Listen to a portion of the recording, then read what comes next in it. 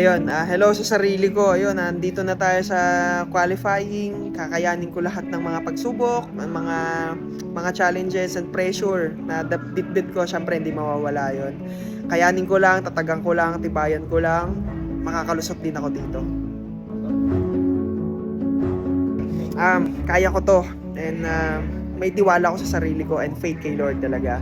Kaya lahat Lord, tinataas ko na sa iyo kung ano man ang magiging resulta nitong laban ko. The best ka, Lord. Ikaw na pong bahala sa amin. And sa iba pang mga manlalaro na maglalaro po dito sa Paris Olympic. Good luck myself.